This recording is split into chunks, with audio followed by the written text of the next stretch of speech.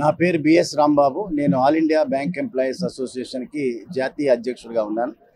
ఈ రోజున 19 జూలై 14 బ్యాంకుల జాతీయకరణ జరిగిన రోజు. అంటే జూలై 19ని బ్యాంకుల జాతీయకరణ దినోత్సవంగా జరుపుకుంటాం.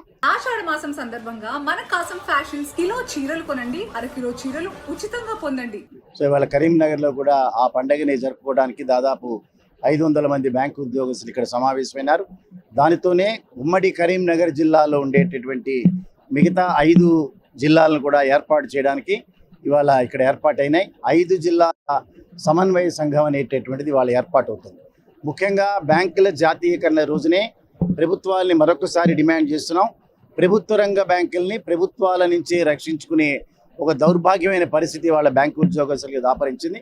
అందుకని ప్రైవేట్ రంగ బ్యాంకుల యొక్క ఉచ్చులో పడి ప్రభుత్వ రంగ బ్యాంకుల్ని ఏమాత్రం ప్రైవేటీకరణ దిశగా మళ్లించినా దేశంలో ఉండే 5 లక్షల మంది పైచిలుకు బ్యాంకు ఉద్యోగస్తులందరూ కూడా రిమైనింగ్ 2-3 లక్షల మంది అధికారులతో కలిపి ఉద్యమాలు చేస్తాం, సమ్మెలు చేస్తాం. నిరవధిక సమ్మె ద్వారా అయినా సరే ప్రభుత్వ రంగ బ్యాంకుల్ని కాపాడుకుంటామని వాళ్ళ కరీంనగర్ జిల్లా నుంచి ఈ కేంద్ర ప్రభుత్వాన్ని హెచ్చరిస్తున్నాం.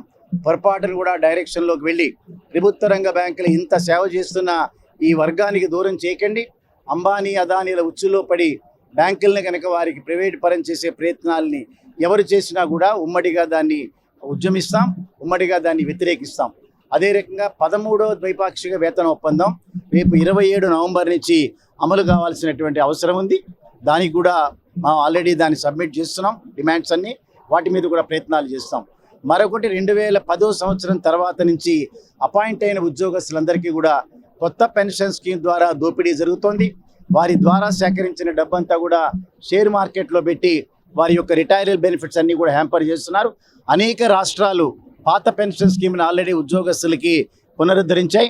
కొత్తగా చేరినటువంటి ఉద్యోగస్తులు కూడా పాత పెన్షన్ స్కీమ్ ఇవ్వాలనేటటువంటి డిమాండ్ కూడా దీనిలో జతపరిచాం. మరొక ముఖ్యమైన డిమాండ్గా దేశంలో రిజర్వ్ బ్యాంక్ ఆఫ్ ఇండియా దగ్గర నుంచి అన్ని ఆర్థిక సంస్థలకి 5 రోజుల పనిదినం ఉంటే ఒక్క కమర్షియల్ బ్యాంక్స్కి, ప్రైవేట్ బ్యాంక్స్కి, కోఆపరేటివ్ బ్యాంక్స్కి వీటికి మాత్రం లేనిటువంటి సందర్భంలో ఆల్రెడీ ఫిబ్రవరిలో సమ్మె చేశాం. సో 5 రోజుల పని దినాన్ని బ్యాంకింగ్ రంగంలో కూడా ఇంట్రడ్యూస్ చేయాలని చెప్పి డిమాండ్ చేస్తున్నాం. ఆఖరిగా ఏదైతే 1926 భారత కార్మిక చట్టాన్ని రద్దు చేసినారో, 1948 భారత పారిశ్రామిక వివాదాల చట్టం దాన్ని రద్దు చేసినారో వాటన్నిటిని కూడా పునరుద్ధరించాలి.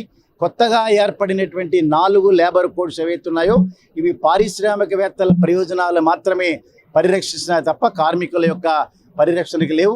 వాటిని కూడా వెనక్కి తీసుకోవాలని డిమాండ్ చేస్తున్నాం.